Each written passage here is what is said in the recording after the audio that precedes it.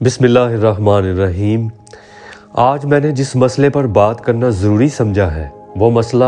بڑی تیزی سے ہماری تھوڑی بہت بچی بچائی اسلامی ثقافت اور ہماری مہذب روایات کو ختم کرنے میں معاون ثابت ہو رہا ہے۔ لیکن اس مسئلے پر بات کرنے سے پہلے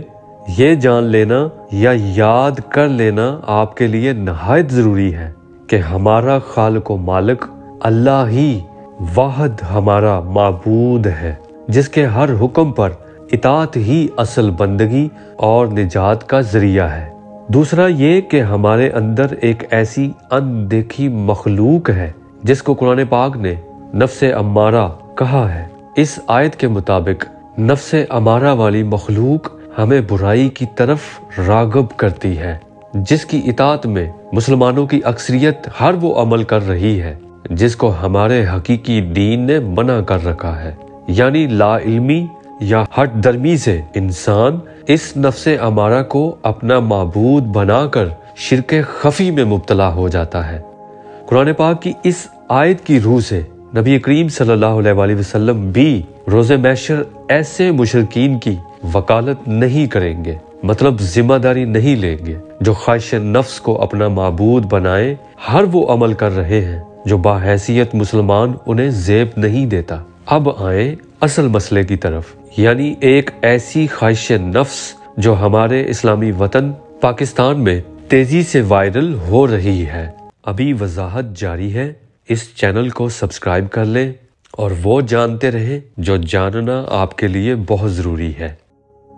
آپ نے براہ راست یا کہیں سوشل میڈیا پر یہ دیکھا ہوگا کہ آج کل شادی بیاہ کے موقع پر اکثر نکاح کا مبارک عمل ختم ہوتے ہی، یہاں تک کہ ابھی نکاح خواہ دعا ختم کرتا ہی ہے تو دلہن کھڑی ہو جاتی ہے اور دلہا اس کے روبرو کھڑے ہو کر شادی کی اس بڑی محفل میں سب کے سامنے اپنی نئی نویلی منکوہ کو بوسہ دیتا ہے، اور کچھ دلہے تو اپنی دلہن کو گلے لگا لیتے ہیں محض اس لیے کہ ذرا ماحول بنا کر تعریف اور داد سمیٹی جائے۔ یہی تو نفس پرستی ہے، دین سے لا علمی اور قرآن سے لا عملی کا نتیجہ ہے۔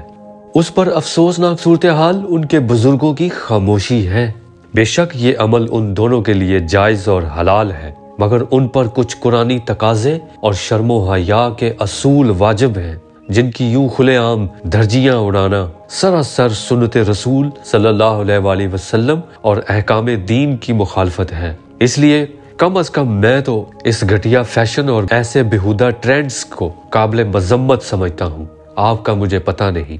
اور اگر پھر بھی آپ کو لگے کہ نکاح کے فوری بعد سب کے سامنے بوسہ دینا، گلے لگانا غلط عمل نہیں، تو باحیثیت مسلمان قرآن پاک کی اس آیت کی اس لائن پر غور ضرور کر لینا جہاں فرمایا گیا کہ شوہر اپنی بیوی اور بیوی اپنے شوہر کی لباس ہے۔ یہ لائن تفصیلی وضاحت رکھتی ہے، مگر یہاں صرف اتنا سمجھ لینا کافی ہے کہ لباس ہونے کی حقیقت دراصل میاں بیوی کی حدود کو بند کمروں تک محدود رکھتی ہے۔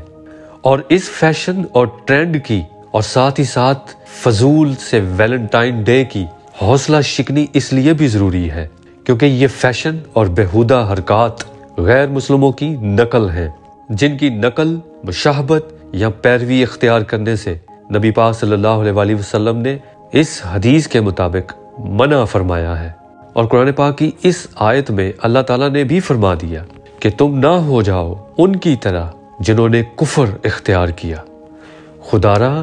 اپنے مسلمان ہونے کے مقام کو سمجھیے اور مخالفت کریے اپنے اندر بیٹھی نفس امارہ والی مخلوق کی، جس کی نفی کرنا